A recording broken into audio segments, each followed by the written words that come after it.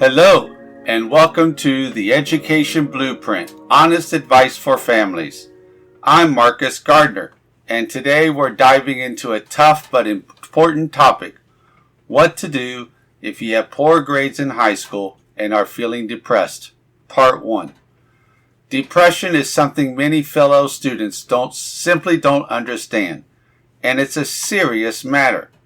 In several countries like China, South Korea, Hong Kong, and Japan, academic pressure is a major factor in student suicides, with at least 24% being directly linked to stress about grades.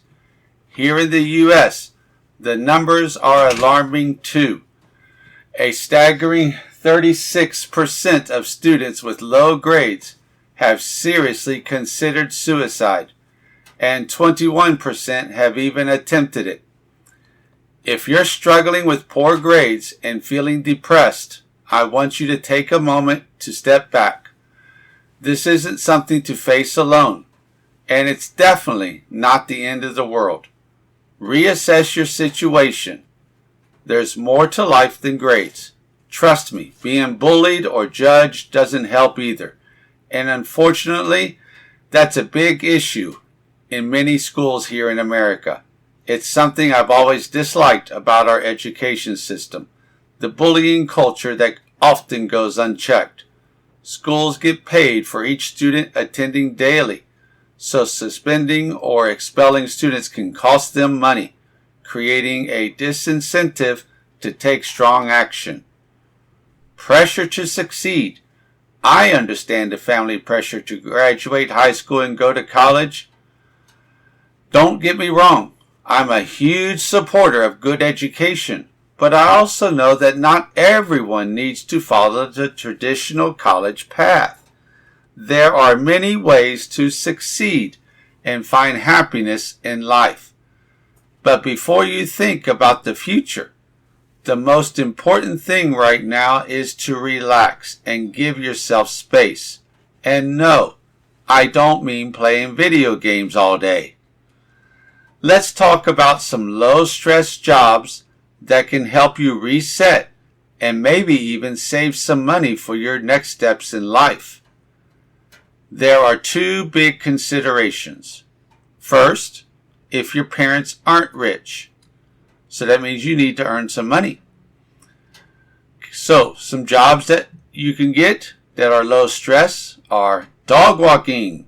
Imagine spending your days outside walking dogs. It's fun, keeps you active, and can make you good money, especially if you live in a city where demand is high. Library assistant. It's peaceful, quiet, and offers low-stress work. Plus, you get to be around books all day. Mowing lawns. I started mowing lawns when I was 12 and saved up to buy my first computer. It's simple, straightforward job, and if you're consistent, you can earn decent money. Of course, when winter comes around, turn it into shoveling snow. Data entry. Sitting and typing may not be exciting, but it's easy work and involves little stress. Bookstore clerk. While bookstores are fading out, it's a calming place to work if you can find one. Artistic jobs. If you're creative, which is definitely not me, why not focus on painting or crafting? You could even sell your work online. Farm work. Although physically demanding, working on a farm can be very grounding.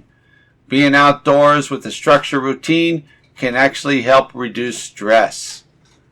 Delivery jobs. Some companies might hire younger workers for delivery gigs, and the flexibility can be appealing. Plus, many pizza places offer free pizza. Yummy! Now, the second consideration. If you're lucky and your parents have lots of money, well, then you don't need to worry about money. You could take any job that you think would be wonderful to have. Now, here are some possibilities. Being a blogger or vlogger, if you enjoy writing or filming, you could travel and share your experiences with the world. While the income might be low at first, the personal satisfaction and creativity make up for it. Plus, if you're good at it, you could get a lot of followers and turn it into a profession. Reading to senior citizens. This job isn't about the money, but about making connections. Reading to elderly people in care homes can be incredibly fulfilling. But be aware, losing friends over time can be hard emotionally. So only take on this responsibility if your mental health is stable. Volunteering at a kill-free animal shelter. Who wouldn't love spending time with animals? Volunteering at a no-kill shelter is pure joy, especially if you're an animal lover. I think I would cry every day if I worked at an animal shelter that killed unwanted pets, so that is why I suggested kill-free ones.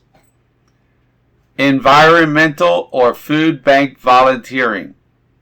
Helping others through community service can be an amazing way to shift focus away from your own struggles while giving back to the world. Nature guide or park ranger assistant. If you love the outdoors, working in parks or nature reserves can be both refreshing and enlightening. Baking or cooking for friends and family. If you love being in the kitchen, why not hone your skills by preparing meals or treats for those close to you? You could even turn it into a profession one day. Mentoring. Being a big brother or sister to younger kids who don't have strong parental figures can be both impactful and rewarding. It's a way to give back while developing meaningful connections. Publish your own book, like I did. Writing and self-publishing can be a wonderful escape from reality. And even though it may not pay much initially, or at all, it lets you create your own world. Wrapping up. In our next episode, we'll discuss what steps to take once you've found your footing and are ready to move forward. Remember, keeping yourself busy with light, fulfilling work can not only help with depression, but also offer a sense of accomplishment and maybe even some extra cash. For more resources, check out my podcast page at www.goingabroadtostudy.com.